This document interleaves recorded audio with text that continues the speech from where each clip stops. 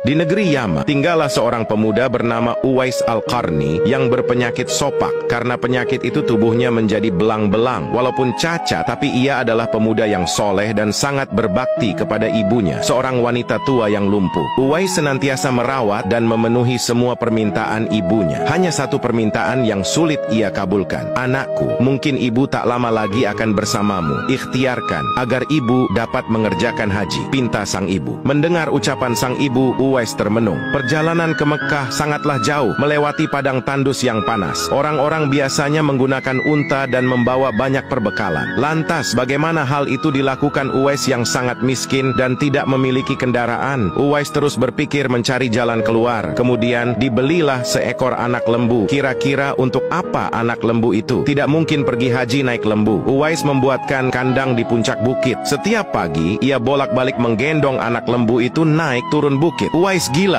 gila," kata orang-orang yang melihat tingkah laku Uwais. Ya, banyak orang yang menganggap aneh apa yang dilakukannya tersebut. Tak pernah ada hari yang terlewatkan ia menggendong lembu naik turun bukit. Makin hari anak lembu itu makin besar, dan makin besar pula tenaga yang diperlukan Uwais. Tetapi karena latihan tiap hari, anak lembu yang membesar itu tak terasa lagi. Setelah 8 bulan berlalu, sampailah pada musim haji. Lembu Uwais telah mencapai 100 kg.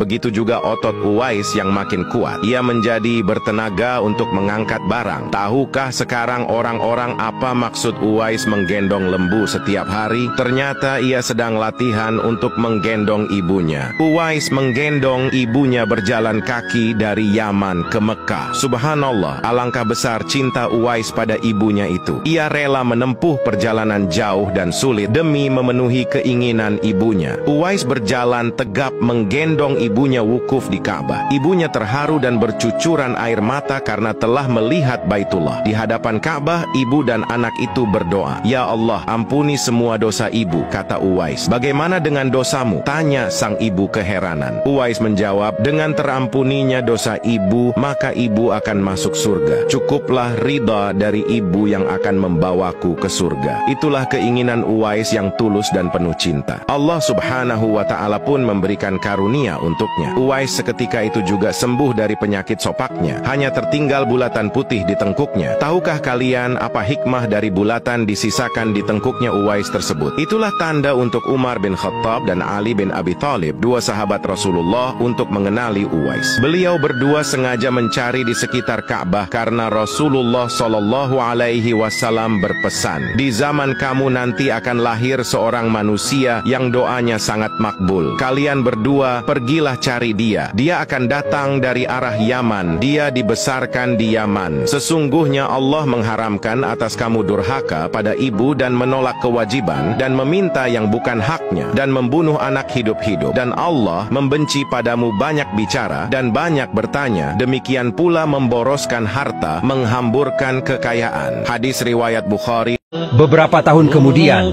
Uwais meninggal dunia. Anehnya, proses pemakamannya dihadiri oleh ribuan orang memakai jubah warna putih yang berebut untuk merawat jenazahnya. Para penduduk kota Yaman tercengang. Orang-orang yang mendatangi pemakaman Uwais bukanlah orang yang mereka kenal. Padahal semasa hidupnya, ia sangat miskin dan tidak memiliki apa-apa. Lantas bagaimana bisa ribuan manusia ini datang untuk mengurus jenazah dan pemakamannya? Berita tentang keanehan pemakaman Uwais Al-Qarni ini menyebar dengan luas.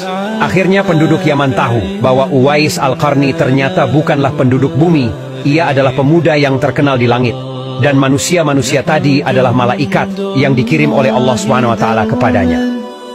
Masya Allah, begitu dahsyat amal kebaikan seorang tabi'in Uwais Al-Qarni yang berbakti kepada ibunya.